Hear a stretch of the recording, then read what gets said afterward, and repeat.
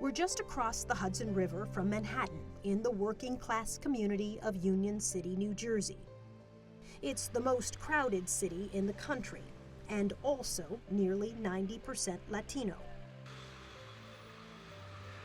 The real crisis in education in America today, according to experts, is the miseducation of low-income children of color. But that's not what's happening in the public schools in Union City.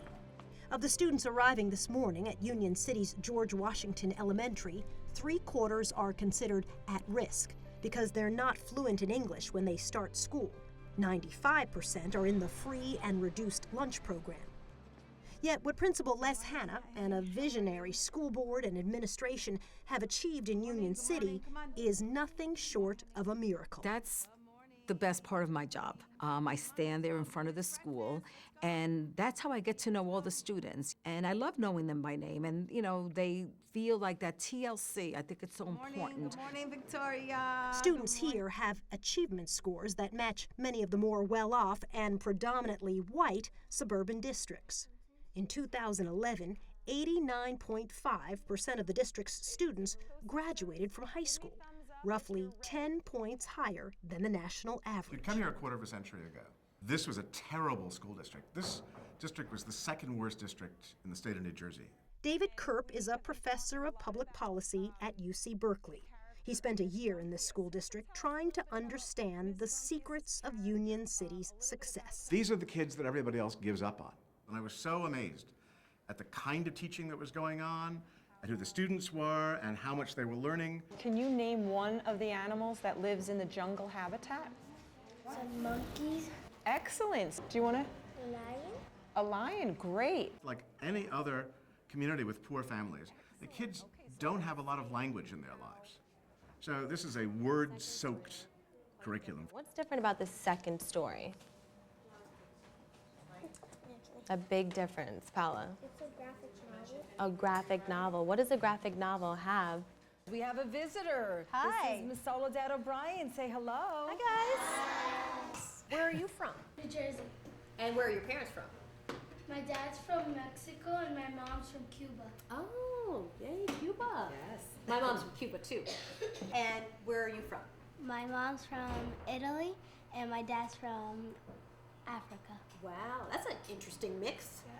My mom is from Cuba, my dad is from Cuba, and I'm from Cuba. So how many people had to learn English when they came here? 1, 2, 3, 4, 5. In the late 1980s, the school district was floundering, trying to accommodate a population dominated by new immigrants who spoke Spanish. Instead of having German-Irish kids here, you had an almost entirely immigrant population. And a lot of the teachers and faculty not ready for this. No real curriculum, no real bilingual education program. Sylvia Abato, the assistant superintendent of Union City Schools, and Principal Hanna say two things happened. First, there was a consistent curriculum that stretched from preschool to 12th grade. Secondly, they understood their community's specific needs. How do you deal with the language issue? What kind of support do you give new immigrants at this school? As soon as the student enters, we meet the parents. Immediately, the student is tested with a test that's called the Access Test, and he's placed at the appropriate grade level. And then we also, from that test, we can tell what level of language they are, of writing, of speaking, of learning. All the way down, page 6, it's 3 lines up. Circle the word displeasure. So talk to me about statistics. Fourth graders struggle in this country with reading and math. The scores are not impressive. How do your fourth graders do? Not just at this school, but in your district. In the urban districts, the avid districts, the special needs districts, Union City was #1. Nationwide, only 20% of low-income fourth graders are considered proficient in reading English. At this school, the numbers are 4 times higher, and many of these kids started out speaking only Spanish.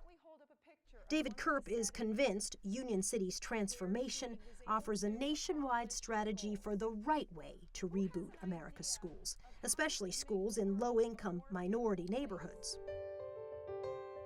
It built from the bottom up, strong programs, a system of support for kids from preschool through high school, doing things that any educator with a pulse would know made sense. What you really learn from Union City is that Aesop was right, that sometimes the tortoise does beat the hare.